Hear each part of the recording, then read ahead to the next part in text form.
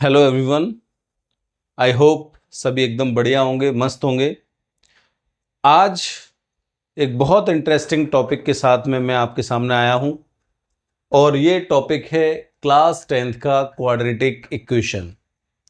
बहुत interesting topic है। Board में कई सारे क्वेश्चंस इससे रिलेट आते हैं और सबसे बढ़िया बात यह है कि क्वाड्रेटिक इक्वेशन हमारा बना किससे। तो आपको मैं बता देता हूं, क्वाड्रेटिक इक्वेशन हमने लास्ट वीडियोस में, आप देख सकते हैं जो हमारी वीडियोस पड़ी हुई हैं यूट्यूब चैनल पर, उनमें क्वाड्रेटिक पॉलिनोमियल अगर आपने पढ़ा हुआ है अच्छे से तो आप इस क्वाड्रेटिक इक्वेशन को बहुत आसानी से समझ सकते हैं और इनके बारे में या इसके बारे में बहुत अच्छे से जानकारी रख भी सकते हैं। तो क्वाड्रेटिक इक्वेशन इस चैप्टर के अंदर, क्लास 10th में क्वाड्रेटिक इक्वेशन के अंदर क्या कंसेप्ट है, कैसे हम इसको यूटिलाइज करते हैं, कैसे क्वेश्चंस हमारे सामने आएंगे, आज पूरा का पूरा डिटेल डिस्कशन यहाँ पे मैं आपके सामने एक इन शॉर्ट एक वीडियो में, इस वीडियो में मैं आपके सामने रखूंगा। तो सबसे पहले देखते हैं कि क्वाड्रेटिक इक्वेशन में क्या क्या आपको मिलेगा। ठीक है, तो पहला काम, सबसे पहला कि हमारे पास पहला टॉपिक आता है formation of quadratic equation. Formation of quadratic equation मतलब सीधी सीधी बात करें कि क्वाड्रेटिक इक्वेशन बनती कैसे है, किसका फॉर्मेट क्या है, इसका लिखने का तरीका क्या है, इसके बारे में हमारे पास जानकारी होनी चाहिए। तभी हम बोल सकते हैं क्वाड्रेटिक इक्वेशन, ये वाली चीज, ऐसी चीज जो दिख रही है वो क्या है, क्वाड्रेटिक इक्वेशन है। ठीक है, ये वाला काम हो गया। दूसरा, सेकंड वन, यहां पर जो बात आएगी फॉर्मेशन ऑफ क्वाड्रेटिक इक्वेशन के बाद में solution of quadratic equation. Solution of quadratic equation, quadratic equation. तो यहां पर हम सॉल्यूशन पढ़ेंगे दो। पहला सॉल्यूशन है जिसको हम बोलते हैं फैक्टराइजेशन मेथड, फैक्टराइजेशन मेथड, या इसका दूसरा नाम है splitting the middle term, splitting the middle term, ये वाला नाम है। ठीक है, और दूसरा यहां पे बनता है जिसको हम बोलते हैं, बहुत ही अच्छा प्यारा सा फॉर्मूला है जिसका नाम है क्वाड्रेटिक फॉर्मूला। क्या नाम है? क्वाड्रेटिक फॉर्मूला, जिसको हम बोलते हैं, दूसरा नाम इसको ऐसे देते हैं, श्रीधराचार्य मेथड, DHARACHARY, धराचार्य मेथड या श्रीधराचार्य फॉर्मूला भी बोल देते हैं। तो इन दोनों के थ्रू हम सॉल्यूशन निकालना सीखेंगे। सॉल्यूशन का मतलब, पॉलिनोमियल में जीरोस पढ़ा था, zeros of a quadratic polynomial, तो वही सॉल्यूशन वर्ड यहां पर सिनोनिम आ गया यूज होके कि सॉल्यूशन क्या है, जीरोस का सिनोनिम है। तो वहां पर हम सॉल्यूशन ऑफ क्वाड्रेटिक इक्वेशन बोल रहे हैं। ठीक है, तीसरा आता है, third one, nature of roots. Nature of roots, आप देख रहे होगे कभी मैं जीरोस बोल रहा हूं, कभी सॉल्यूशन बोल रहा हूं, कभी रूट्स बोल रहा हूं, क्या कंफ्यूजन है। एक एक करके उनको समझेंगे तब समझ में आएगा। अभी ऐसे समझ लो, बस ये मैं कुछ पॉइंट्स लिखा रहा हूं आपको, वन बाई वन इनको हम इलस्ट्रेट करेंगे यहां पर। तो nature of roots of quadratic equation, short में लिख देता हूं मैं QE। इसके बाद में हम फोर्थ वन पढ़ेंगे, सबसे ज्यादा टेंशन वाला काम, वर्ड प्रॉब्लम। वर्ड प्रॉब्लम मतलब तुम्हें एक पैराग्राफ दे रखा होगा, उसको पढ़िए, क्वाड्रेटिक इक्वेशन बनाइए, फिर उसका सॉल्यूशन निकालिए, जो आंसर निकलेगा वो उसका रिजल्ट कहलाएगा। तो ऐसे करके हम लोग यहाँ पे वन बाई वन इसको डिस्कस करेंगे। चलिए तो शुरू करते हैं एक एक करके। आई होप आपको ये 3 और 4 पॉइंट्स, 4 पॉइंट्स हैं, 4 पॉइंट्स आपको समझ में आ गए होंगे। सिंपल है, इतने ही बीच में आपका पूरा चैप्टर फिनिश होगा यहाँ पर, और एक अच्छी स्कोरिंग रखती है इसकी यहाँ पे। लगभग मान के चलिए कितना भी कम 5-6 मार्क्स का आसानी से आपको मिल जाना है। चलिए शुरू करते हैं। पहला, फॉर्मेशन ऑफ क्वाड्रेटिक इक्वेशन। तो सबसे पहले हम ये देखेंगे कि क्वाड्रेटिक इक्वेशन होता क्या है, उसके बारे में जानकारी लेंगे यहां पर। तो शुरू करते हैं। कहानी शुरू होगी चैप्टर 2 से, क्योंकि इसका ओरिजिन ही चैप्टर 2 है, तो वहीं से उठा के लाते हैं क्वाड्रेटिक इक्वेशन को चैप्टर 2 से। अगर जिसने चैप्टर 2 का वीडियो नहीं देखा है वो आप देख लीजिएगा, अगर देखा हुआ है तो इसको समझने में मैं नहीं समझता हूँ बहुत प्रॉब्लम होगी, आसानी से समझ में आ जाएगा, कोई इतना टफ नहीं है। तो एक बार रिव्यू छोटा सा दूंगा मैं यहाँ पर, समझ में आ जाना है। तो पॉलिनोमियल क्या है? तो पॉलिनोमियल क्या था? एक ऐसा एक्सप्रेशन था जिसमें वेरिएबल की पावर हर एक टर्म की कैसी थी? होल नंबर थी। तो यहां पे पॉलिनोमियल में मैं ज्यादा नहीं लिखूंगा, शॉर्ट में ही बोलूंगा, क्योंकि फिर पूरा का पूरा पॉलिनोमियल की डिटेल में डिस्कस हो जाएगा। तो इन शॉर्ट में पॉलिनोमियल आप वहां पर भी जाके देख सकते हो। तो मैंने अभी बोला आपसे कि पॉलिनोमियल क्या है। तो पॉलिनोमियल एक ऐसा एक्सप्रेशन है जिसमें वेरिएबल की, हर एक टर्म के वेरिएबल की पावर कैसी होनी चाहिए? Whole number. तो यहां पर हमने पढ़ा था एक सबसे छोटा लीनियर पॉलिनोमियल, ऐसे पढ़ा था। तो लीनियर पॉलिनोमियल को हमने बोला था px is equals to a x plus b type होता है, जहां पे a 0 नहीं होता है। तो अगर मुझे ये जो पॉलिनोमियल लीनियर है, इस पॉलिनोमियल को उठा के मैं रख दूं 0 के इक्वल, सपोज करिए कि मैंने पुट कर दिया इस px को एज 0, तो मुझे क्या मिलेगा? ax plus b equals to 0। तो ये जो मिल गया मेरे को, जो ये स्टेटमेंट मिला, यहां पर जो इक्वेशन मेरे पास जनरेट हुई, इस इक्वेशन को मैं बोलूंगा लीनियर इक्वेशन। क्या बोलूंगा? Linear equation in one variable.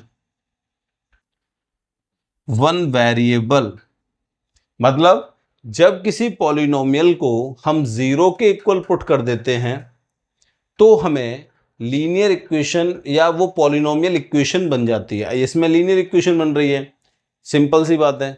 अगर मैं किसी पॉलिनोमियल को 0 के इक्वल पुट कर दूं तो वो क्या बन जाएगा? Polynomial equation. जैसे इसमें एग्जांपल लिया मैंने लीनियर पॉलिनोमियल का, तो लीनियर पॉलिनोमियल क्या है? ax plus b. इसको उठा के क्या रख दिया? 0 के इक्वल। तो मुझे इक्वेशन क्या मिल गया? Linear equation in one variable. इसी तरीके से अगर मैं उठा लेता हूं क्वाड्रेटिक पॉलिनोमियल, क्वाड्रेटिक पॉलिनोमियल उठा लिया मैंने, तो क्वाड्रेटिक पॉलिनोमियल का स्टैंडर्ड फॉर्म क्या है? px is equals to a x square plus b x plus c. यहां पर a क्या है? 0 नहीं है। तो फिर वही काम, क्या? अगर मुझे क्वाड्रेटिक पॉलिनोमियल से क्वाड्रेटिक इक्वेशन चाहिए तो मुझे इस पूरे पॉलिनोमियल को क्या करना है? 0 के इक्वल उठा के रख देना है। रख दिया तो क्या मिलेगा? A x square plus b x plus c. वही लिखेंगे, ए नॉट इक्वल्स टू 0, यहां पर लिख दिया मैंने। तो अब जो पॉलिनोमियल हमको मिला किसके इक्वल रखने पे? 0 के इक्वल रखने पे। तो जो क्वाड्रेटिक पॉलिनोमियल था अब किस में कन्वर्ट हो गया? क्वाड्रेटिक इक्वेशन में। आई होप समझ में आ रही होगी बात। बहुत छोटी सी बात है, एक बार दोबारा रिपीट करता हूं, समझिएगा, पकड़िएगा बात को। तो जैसे क्वाड्रेटिक पॉलिनोमियल बोला, पी एक्स इक्वल्स टू क्या है? A x square plus b x plus c, जिसमें ए क्या है? 0 नहीं है। तो मैंने क्या किया? इस पूरे क्वाड्रेटिक पॉलिनोमियल को किसके इक्वल रख दिया? 0 के इक्वल। तो मुझे क्या मिला? A x square plus b x plus c equals to 0, जहां पे ए का वैल्यू 0 नहीं है। मतलब मैं पहले ही बोल चुका हूं, एक्स स्क्वायर कोफिशिएंट अगर 0 हो गया तो फिर वो क्वाड्रेटिक नहीं होगा। तो इट्स बेटर कि मैं आपको यहां पे लिख के दिखा दूं। तो अब जो ये मुझे इक्वेशन मिली in terms of quadratic, one variable है, आप देखिए एक्स एक्स वेरिएबल आ रहा है, तो इसको मैं बोलूंगा क्वाड्रेटिक इक्वेशन। क्या बोलूंगा? Quadratic equation in one variable. ये हो गया, इसको बोलते हैं हम क्वाड्रेटिक इक्वेशन। आई होप ये समझ में आया होगा। कुछ मैं एग्जांपल लेता हूं इसके, उससे और ज्यादा क्लियर होगा। फॉर एग्जाम्पल, जैसे मैंने लिया, फॉर एग्जाम्पल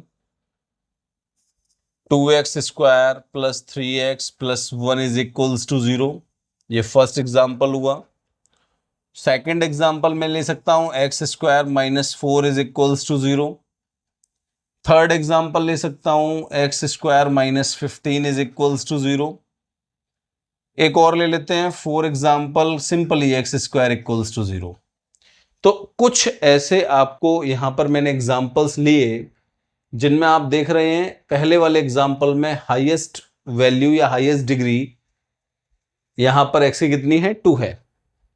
3 टर्म्स लाई कर रहे हैं या 3 टर्म्स यहां पर हैं, तो पहला 2x स्क्वायर है, दूसरा 3x है और तीसरा 1 है। तो क्वाड्रेटिक है, 3 टर्म्स हैं तो ये क्वाड्रेटिक बन गया। इसमें आप देख लीजिए इक्वल्स टू 0 भी है। Second one x square minus 4 quadratic है, इक्वल्स टू 0 है। X square minus 15 equals to 0 quadratic है, इक्वल्स टू 0 है। Fourth one x square equals to 0 quadratic है और इक्वल्स टू 0 भी है। तो बस इतना ही याद रखना है आपको कि क्वाड्रेटिक पॉलिनोमियल को अगर हम 0 के इक्वल रख दें तो हमें मिलता है क्वाड्रेटिक इक्वेशन। ठीक है, ये हमारे पास यहाँ पे इस तरीके से हम इसके एग्जांपल्स ले सकते हैं। यहां पर एक क्वेश्चन लिया हमने। इस क्वेश्चन में ये बोला गया है कि which of the following are quadratic equation, कौन से हमारे पास यहाँ पे क्वाड्रेटिक इक्वेशन होंगे और कौन से नहीं होंगे। तो हमने अभी थोड़ी देर पहले पढ़ा कि क्वाड्रेटिक इक्वेशन का स्टैंडर्ड फॉर्म क्या है कि ax square plus bx plus c equals to 0, जहां पर a का वैल्यू 0 नहीं है। ये हमारा स्टैंडर्ड फॉर्म है। कौन सा, ये वाला, इसको हम बोलते हैं स्टैंडर्ड फॉर्म। अब अगर मैं यहां से कंपैरिजन करता हूं क्वाड्रेटिक इक्वेशन के स्टैंडर्ड फॉर्म से इसको, तो आप देखिए क्या देखेंगे कि आपके पास एक्स स्क्वायर वाला टर्म है, यहाँ -6 है, यहाँ 6x है और ये +4 है। तो कंपैरिजन करें तो आप इसके इक्विवेलेंट ही इसको लेंगे। जैसे मैं कुछ बोलता हूँ आप समझिएगा कि सबसे पहली चीज़ आप देखेंगे यहाँ पे जो वेरिएबल्स हैं इनकी पावर कैसी है, होल नंबर। तो यहाँ पर देखिए वेरिएबल्स हैं, इनकी पावर कैसी है, होल नंबर।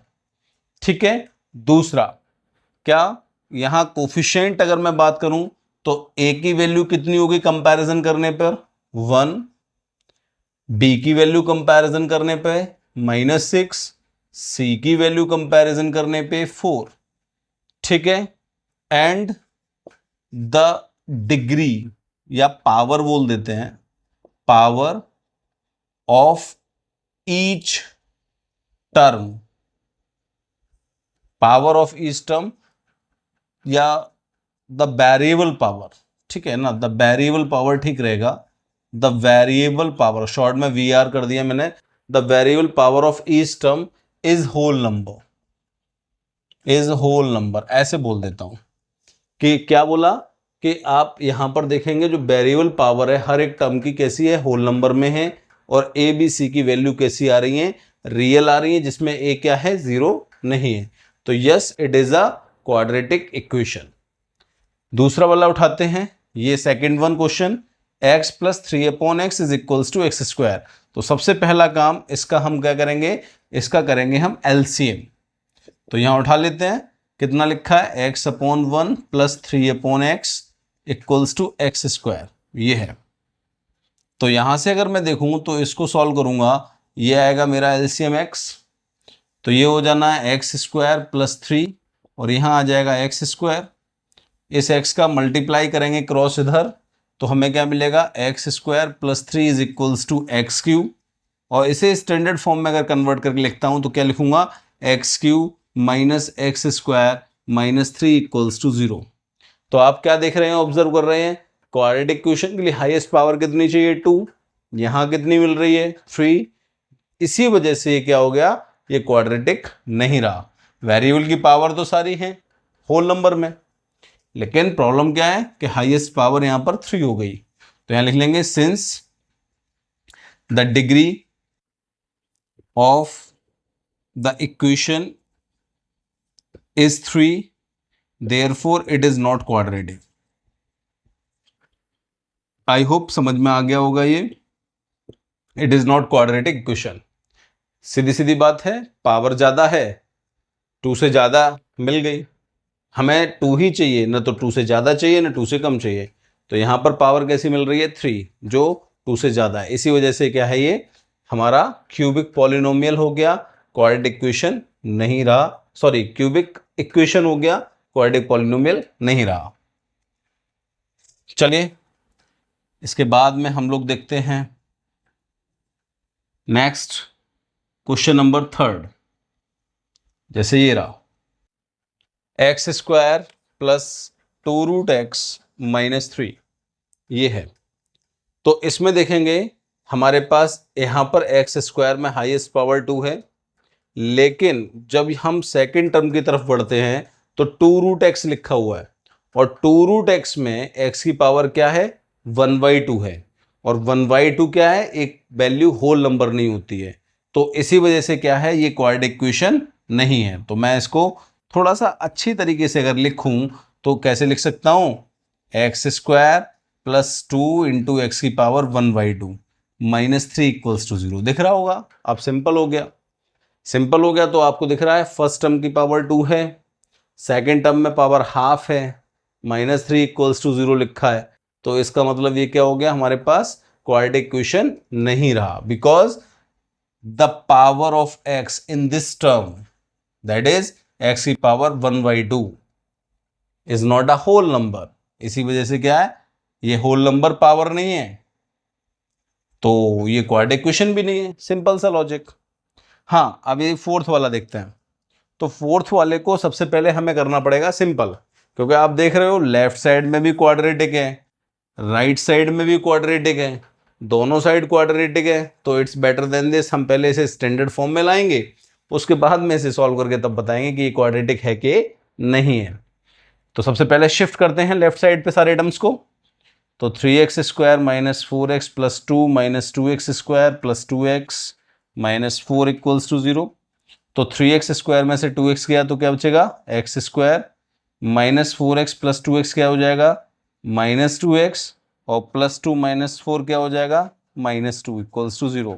तो आप देख रहे हैं फर्स्ट डिग्री 2 है, पावर हर एक टर्म की होल नंबर है, वेरिएबल की पावर हर एक टर्म की होल नंबर है, और कांस्टेंट वैल्यू है। कंपैरिजन करने पर सिंपल मिल रहा है, यहाँ पर a का वैल्यू 1, b का वैल्यू -2, c का वैल्यू -2। तो yes, it is quadratic equation. अब हम लोग सॉल्यूशन ऑफ क्वाड्रेटिक इक्वेशन देखते हैं। तो यहाँ पर थोड़ा सा मैं समझा देता हूँ। सॉल्यूशन, जीरोज और रूट्स, ये तीनों के तीनों सिनोनिम्स हैं, मतलब एक ही चीज़ है, थोड़ा बहुत हल्का फुल्का बोलने में फ़र्क है, सिनोनिम्स है बस, इस वजह से बाकी एज इट इज है। तो जैसा हम जानते हैं कि हमारे पास जो क्वाड्रेटिक इक्वेशन होती है वो होती है ax square plus b x plus c equals to 0। यहाँ पर a 0 नहीं होता है, तो सॉल्यूशन का मतलब यहाँ पर हम रूट से भी ले सकते हैं, और या फिर इसको हम जीरोज भी बोल सकते हैं। जीरोज हम बोलते थे पॉलिनोमियल में, यहाँ पर रूट्स बोलेंगे और सॉल्यूशन भी बोल सकते हैं।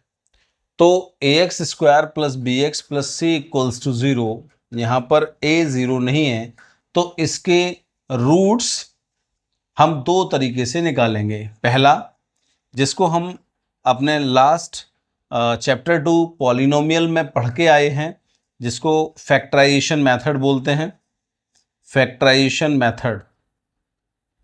और यहाँ पर एक नया टॉपिक है इस क्वाड्रेटिक इक्वेशन के सॉल्यूशन निकालने के लिए, उसको बोलते हैं quadratic equation, sorry quadratic formula. Okay, quadratic formula, ये ठीक है। तो आप बोल सकते हैं फैक्टराइजेशन मेथड और क्वाड्रेटिक फॉर्मूला, दो तरीके हैं आपके पास में जो किसी क्वाड्रेटिक इक्वेशन को सॉल्व करेंगे। ठीक, तो फैक्टराइजेशन मेथड हमने किया हुआ है, तो आपकी सुविधा के लिए मैं एक सिंपल सा क्वेश्चन ले लेता हूं फैक्टराइजेशन मेथड का, वहां से इसको हम देख सकते हैं। जैसे मैंने क्वेश्चन लिया, क्वेश्चन लिखा, solve the quadratic equation 9x square minus 3x minus 2 equals to 0 by factorization method, by factorization method, ऐसे लिया हमने। तो यहाँ पे सॉल्यूशन देखेंगे। सॉल्यूशन में क्या होगा, सबसे पहले मैं इस पूरे क्वाड्रेटिक इक्वेशन को कंपैरिजन करूंगा अपनी स्टैंडर्ड फॉर्म से। तो यहाँ a का वैल्यू कितना होगा 9, b का वैल्यू कितना होगा -3, c का वैल्यू कितना होगा -2। तो सबसे पहले मैं a और c का मल्टीप्लाई करूंगा। तो यहाँ कर लेते हैं 9 इंटू -2 क्या हो जाएगा -18। तो 18 के अपन क्या करेंगे यहाँ पे फैक्टर करेंगे। तो 2 9 ज़ा 18, 3 3 ज़ा 9 और 3 1 ज़ा 3। हमको चाहिए कितना -3। तो 3 2 ज़ा 6, 6 में से 3 जाएगा तो क्या बचेगा 3 बचना है। तो मैं इसको कैसे लिखूंगा अब 9x² -6 - 3 into x -2 equals to 0। तो आप 6 में से 3 घटाएंगे तो आपको मिलेगा -3 और 6 इंटू 3 करेंगे तो मिलेगा 18, जो किसके इक्वल है a और c की वैल्यू के मल्टीप्लाई के इक्वल होगा। तो x का मल्टीप्लाई कर लेते हैं, क्या मिलेगा 9x² - 6x प्लस का 3x -2 इक्वल्स टू 0, ऐसे मिलेगा। अब वही काम इन दोनों में से कॉमन लेना है। तो किसको कॉमन ले लें हम 3x को। तो क्या रह जाएगा 3x -2। ऐसे यहां से क्या कॉमन ले लें 1 को, क्योंकि इसमें कुछ कॉमन है ही नहीं। क्या नहीं है, कॉमन ही नहीं है। तो 3x -2 पूरे में से कॉमन आ गया। अब रह क्या गया ये 3x और ये +1। तो उसको डिट्टो ऐसा का ऐसा ही लिख देते हैं। तो बस दो फैक्टर्स हो गए, दोनों फैक्टर्स को हम इंडिविजुअली रखेंगे। तो क्या हो जाएगा 3x -2 इक्वल्स टू 0। तो x का वैल्यू क्या मिला 2/3। और यहाँ से देखें तो 3x + 1 इक्वल्स टू 0। तो x का वैल्यू क्या मिला -1/3। तो ये क्या होगा इसके रूट्स हो गए। अब हम जीरोज ना बोल के क्या बोलेंगे रूट्स। अगर ये पॉलिनोमियल होता तो हम जीरोज बोल देते। अब इक्वल्स टू 0 लग के क्या बन गया क्वाड्रेटिक इक्वेशन। तो हम यहाँ पे बोलेंगे रूट्स। तो इस प्रोसेस को या ये जो प्रोसेस हमने किया इस क्वेश्चन को सॉल्व करने के लिए, इस प्रोसेस को हम नाम देते हैं फैक्टराइजेशन मेथड। तो एक पार्ट हमारा कंप्लीट होता है कि फैक्टराइजेशन मेथड क्या है, या जिसको हम बोलते हैं स्प्लिटिंग द मिडिल टर्म क्या है, कि किसी भी क्वाड्रेटिक इक्वेशन की जो मिडिल टर्म है लीनियर टर्म, उसको हम क्या करेंगे उसको a और c के मल्टीप्लाई करके उसको हम स्प्लिट कर देंगे। किसमें उन फैक्टर्स में जो फैक्टर्स a और c के मल्टीप्लाई करके हमको ऑब्टेन्ड हुए। ठीक है, एक तो ये हो गया हमारे पास। अब हम देख लेते हैं क्वाड्रेटिक फॉर्मूला। आई होप समझ में आया होगा। अगर आप चाहते हैं तो वीडियो पॉज करके आप उसको नोट भी कर सकते हैं। मैं थोड़ा हट जाता हूं, आप स्क्रीनशॉट भी ले लीजिएगा। चलिए अब देखते हैं कौन सा क्वाड्रेटिक फॉर्मूला। क्वाड्रेटिक फॉर्मूला बहुत अच्छे हमारे ऋषि मुनि रहे, उन्होंने कई सारी चीज़ें मैथमेटिक्स में हम लोगों को बताई। उन्हीं में से है क्वाड्रेटिक फॉर्मूला, जिसको हम बोलते भी हैं, क्या बोलते हैं श्रीधराचार्य मेथड। तो क्वाड्रेटिक फॉर्मूला तो अभी नाम पड़ा, वैसे सबसे अच्छा नाम तो यही है श्रीधराचार्य, DHARCHARYA, धराचार्य मेथड या धराचार्य फॉर्मूला बोल देता हूँ मैं। मेथड हटाओ, फॉर्मूला ही है, उनके नाम पे ही है पेटेंट, तो फिर वही लिखेंगे। तो उन्होंने ऐसे बोला कि अगर आपके पास में, सुनिएगा ध्यान से, अगर आपके पास में ax² + bx + c equals to 0 एक कोई क्वाड्रेटिक इक्वेशन है जिसमें a का वैल्यू 0 नहीं है, तो आप x की वैल्यू उनके इस फॉर्मूले से निकाल सकते हो, मतलब रूट्स निकाल सकते हो। तो क्या है उनकी वैल्यू, उन्होंने एक स्टेटमेंट दिया या फॉर्मूला दिया -b ± रूट में b² - 4ac/2a। ये एक उन्होंने फॉर्मूला जनरेट किया, ये फॉर्मूला निकाला है। मैं आपको यहाँ पे डायरेक्टली बता रहा हूँ, ये इसका डेरिवेशन भी है बाय कंप्लीटिंग स्क्वायर मेथड से, लेकिन हम लोगों के पास ये डायरेक्ट फॉर्मूला ही है यहाँ पे पढ़ने के लिए। तो हम उसी को यहाँ पे डायरेक्टली पढ़ेंगे। तो x इक्वल्स टू क्या है, minus b plus minus root of b square minus 4ac upon 2a। तो यहाँ पर मैं जो बी स्क्वायर माइनस 4ac है ना, इसको बोल देता हूँ डिस्क्रिमिनेंट, या डी से नोट कर देता हूँ, जिसको बोलता हूँ, मैं लिख भी देता हूँ डिस्क्रिमिनेंट। डिस्क्रिमिनेंट तो इसका मतलब होगा x का वैल्यू मेरे पास सिंपली क्या हो जाएगा, minus b plus minus root में d अपॉन 2a। ये जो फॉर्मूला मुझे मिला इन टर्म्स ऑफ d2a, तो इसी फॉर्मूले का नाम है धराचार फॉर्मूला। चलिए, अभी मैंने एक क्वेश्चन लिया था, उस क्वेश्चन के हिसाब से इसी क्वेश्चन को इस फॉर्मूले में अप्लाई करके देखते हैं कि क्या वही मिलेगा। तो आप इसको नोट कर लीजिएगा, ठीक है। क्वेश्चन आता है, क्वेश्चन। चलिए, तो क्वेश्चन आएगा कि solve the quadratic equation 9x square minus 3x minus 2 equals to 0 by quadratic formula. ठीक है, शॉर्ट में लिख दिया क्वाड्रेटिक फॉर्मूला। तो यहाँ पे पहले मैं कंपैरिजन करके ABC निकाल लेता हूँ। तो a का वैल्यू कितना दिख रहा है आपको, 9। कंपैरिजन करो यहाँ से, a का वैल्यू क्या आ गया 9, b का वैल्यू कितना आ गया -3, c का वैल्यू क्या आ गया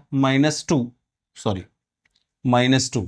तो बाई क्वाड्रेटिक फॉर्मूला, शॉर्ट में QF, x इक्वल्स टू क्या है, minus b plus minus root में b square minus 4ac upon में 2a। लगाइएगा वैल्यू, तो x इक्वल्स टू क्या होगा, minus b plus minus root में बी स्क्वायर माइनस 3 का स्क्वायर माइनस 4a कितना है 9, c कितना है -2, होल डिवाइड बाई 2 इंटू 9। तो ये कितना हो गया, 3 प्लस माइनस रूट में 3 का स्क्वायर 9 माइनस माइनस प्लस 4 2 ज़ा 8, 8 9 ज़ा 72, होल डिवाइड बाई 18। कितना हो गया, 3 प्लस माइनस 72 और 9 81, होल डिवाइड बाई 18। अब इसे सॉल्व करो, तो x इक्वल्स टू क्या आएगा, 3 प्लस माइनस 81 का स्क्वायर रूट 9, 9 9 जा 81 डिवाइड बाई 18। अब देखो x का वैल्यू हमें मिला 3 प्लस माइनस 9 अपॉन 80। यहां प्लस माइनस का मतलब क्या है कि दो वैल्यू एक साथ लिख रही हैं। तो अगर आपको एक वैल्यू चाहिए तो एक बार प्लस ले लो, दूसरी वैल्यू चाहिए तो एक बार माइनस ले लो। ऐसे करके आप अपनी दो वैल्यू को यहां लिख सकते हो। तो मैं वही करूंगा। तो ऑन टेकिंग पॉजिटिव साइन, अगर मैं पॉजिटिव साइन ले लेता हूं तो मुझे क्या मिलेगा, x इक्वल्स टू, नेगेटिव हटाओ तो 3 प्लस 9 अपॉन 18 कितना हो गया, x इक्वल्स टू 9 3 12, ओके 18। तो कितने बार कटेगा, 6 से, 6 2 12, 6 3 18। तो क्या मिला x का वैल्यू 2/3। अब हम लेते हैं नेगेटिव साइन, तो क्या मिलेगा, x equals to 3 minus 9 upon 18। तो x इक्वल्स टू क्या आ गया, -6 अपॉन 18। तो x की वैल्यू कितनी आ गई, -1/3, 6 3 18, -1/3।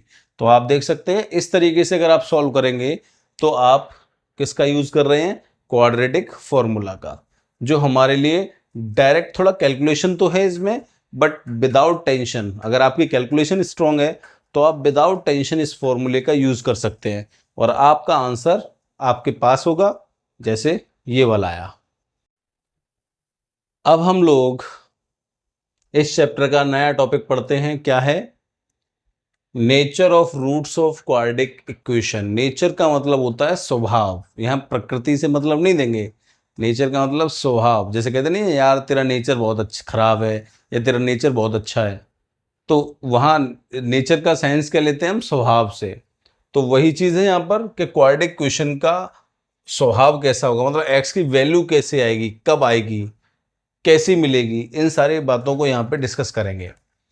तो हम ऐसे जानते हैं हमारे पास जो स्टैंडर्ड फॉर्म होता है क्वाड्रेटिक इक्वेशन का वो क्या होता है, ax² plus bx plus c is equals to 0, जिसमें a 0 नहीं होता है। तो बाय क्वाड्रेटिक फॉर्मूला हमने x का वैल्यू लिखा -b प्लस माइनस रूट में b² minus 4ac upon 2a। ये हमने x की वैल्यू लिखी। इसमें हमने दोबारा से फिर एक बार इंप्रूवमेंट किया था। आपने देखा होगा अभी थोड़ी देर पहले कि मैंने b² माइनस 4ac को लिखा d, जहां पर d को मैंने बोला डिस्क्रिमिनेंट। क्या बोला? डिस्क्रिमिनेंट। अब समझिए, यहां इससे अब कहानी शुरू होती है। इस x का नेचर, इस x का वैल्यू इस रूट d पे डिपेंड करेगा। रूट d पे कैसे डिपेंड करेगा समझते हैं। तो आपने थोड़ा सा पढ़ा होगा, मैं आपको और अच्छे से बता देता हूं कि रियल नंबर चैप्टर 1 में रियल नंबर में दो पार्ट आपने पढ़े थे। ठीक है, एक पढ़ा था रेशनल और एक पढ़ा था इरेशनल। ठीक है, तो इरेशनल, रेशनल तो सबको मालूम है कि रेशनल p बाई क्यू की फॉर्म में होता है, क्यू नॉट इक्वल्स टू 0 होता है, p और q को प्राइम इंटीजर होते हैं, को प्राइम नंबर्स होते हैं। लेकिन इरेशनल की बात कैसे की थी? इरेशनल का मतलब क्या था कि कोई भी प्राइम नंबर p, मैं प्राइम नंबर को p से डिनोट करता हूं, कोई भी प्राइम नंबर p अगर रूट में लिखा है तो वो क्या बनाएगा? इरेशनल नंबर बनाएगा। या ऐसे बोल सकता हूं कि कोई भी नंबर a जो परफेक्ट स्क्वायर नहीं है वो क्या बनाएगा? इरेशनल। जैसे मैं एग्जांपल लेता हूं परफेक्ट स्क्वायर वाले नंबर्स, 5 है, 7 है, 10 है, ठीक है, ये 8 है, ये क्या है? ये सारे के सारे नंबर कैसे हैं? इरेशनल नंबर्स हैं। तो मतलब सीधी बात हुई कि अगर मैं यहां पर देखूं कि x इक्वल्स टू मैं लिख सकता हूं -b/2a प्लस माइनस रूट में d/2a, ऐसे करके लिख सकता हूं।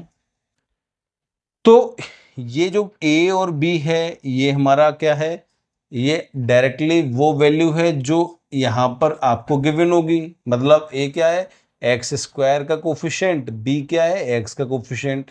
लेकिन जो ये रूट d है इसके बारे में देखिए, रूट d, इस रूट d के बारे में अगर मैं बात करूं तो रूट में आने वाली वैल्यू क्या बनाएगी? इसको इरेशनल बनाएगी।